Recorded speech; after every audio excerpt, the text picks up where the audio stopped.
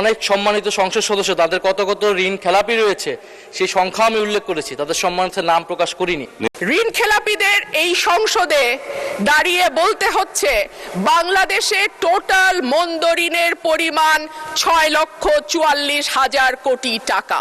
ইন্টারপ্রিটেশনটা দেব, কে কি বলেছেন সেটাতে যাব না। এখানে যারা আছেন কেউ ঋণ খেলাপি না, নির্বাচিত হয়ে এসছে তার মানে ঋণগ্রস্ত হতে পারে, নট ঋণ খেলাপি। যারা মেজরিটি 2/3 মেজরিটি করেছে তারা ঋণ খেলাপিদের সংসদে নিয়ে এসেছে, এটা সাধারণ মানুষ এটা স্বাভাবিকভাবেই বলবে।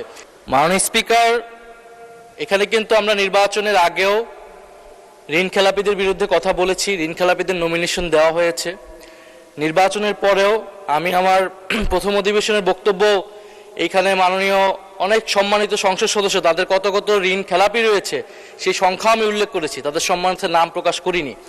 এখন যেই দল ঋণ খেলাপিদের নমিনেশন দিয়ে তাদেরকে সংসদে নিয়ে আসে এটা তো তাদের দায়িত্ব, তাদের উপরে এই দায় চাপায়। এখন যদি সংসদে এতগুলো ঋণ খেলাপি থাকে তাহলে এই সংসদকে তো ঋণ খেলাপিদের সংসদ বলবে, বা সরকার দলীয় লোকেরা যারা মেজরিটি 2/3 মেজরিটি করেছে তারা ঋণ খেলাপিদের সংসদে নিয়ে এসেছে, এটা সাধারণ মানুষ এটা স্বাভাবিকভাবেই বলবে।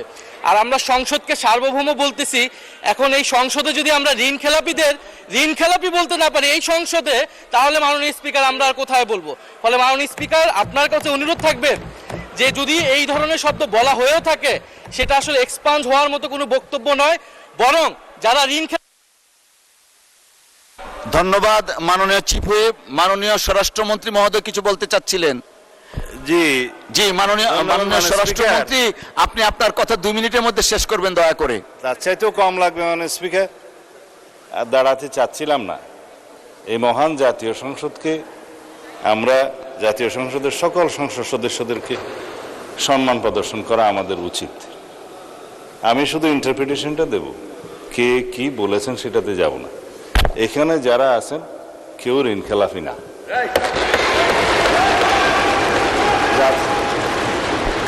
নির্বাচনী আইন, রিপ্রেজেন্টেশন অফ পিপুলস অর্ডার এবং অন্যান্য বিধিমালায় অনুসারে যারা ঋণ খেলাপি আদালত কর্তৃক সাব্যস্ত হবে, ঘোষিত হবে, তারা দে আর ডিসকোয়ালিফাইড, তারা এমপি হিসেবে নমিনেশন দিতে পারবে না, অবৈধ। নির্বাচিত হয়ে এসছে তার মানে ঋণগ্রস্ত হতে পারে, নট ঋণ খেলাপি।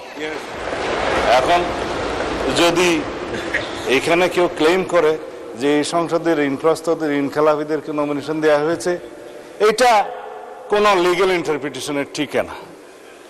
যাদেরকে নমিনেশন দেওয়া হয়েছে তাদের মধ্যে কারো কারো বিরুদ্ধে ব্যাংকের মামলা ছিল, অন্যান্য প্রাইভেট পক্ষের মামলা ছিল, সেগুলো ডিসপোজড অফ হয়ে গেছে ইন দ্য হাইকোর্ট।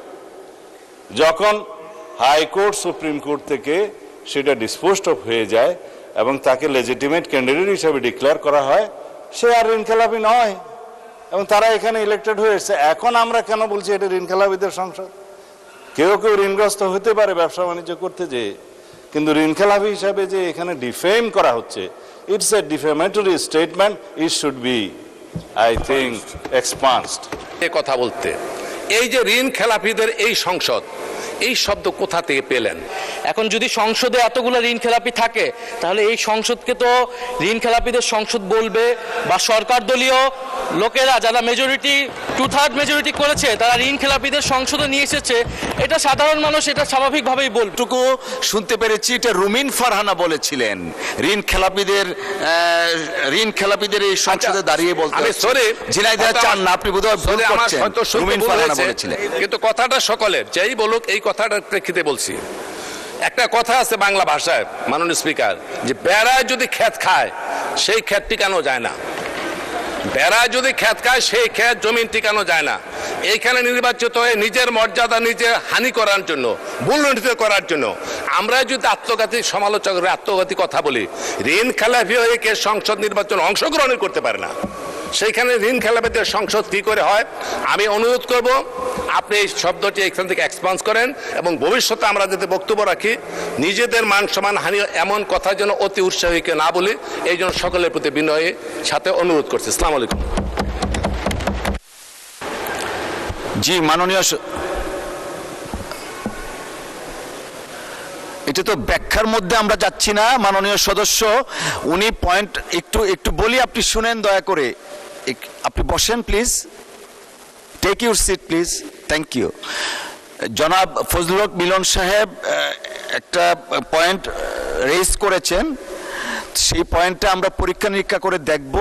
যদি আপনার বক্তব্যে সেটা প্রতিফলিত হয়ে থাকে, সেই অংশটা আমরা বিচার বিশ্লেষণ করে এক্সপান্স হওয়ার মতো হলে এক্সপান্স করব।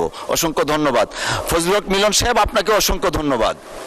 আমরা আগে দেখে নেই, আমরা তো এখন এই মুহূর্তে কোনো সিদ্ধান্ত নিচ্ছি না।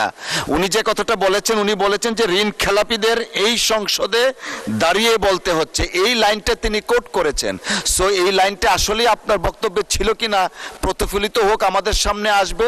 যদি এরকম থাকে নিশ্চয়ই এটা ঢালাও একটা স্পিচ হয়ে থাকতে পারে, সেই ক্ষেত্রে স্পিকারের আসন থেকে সিদ্ধান্ত নেওয়া হবে।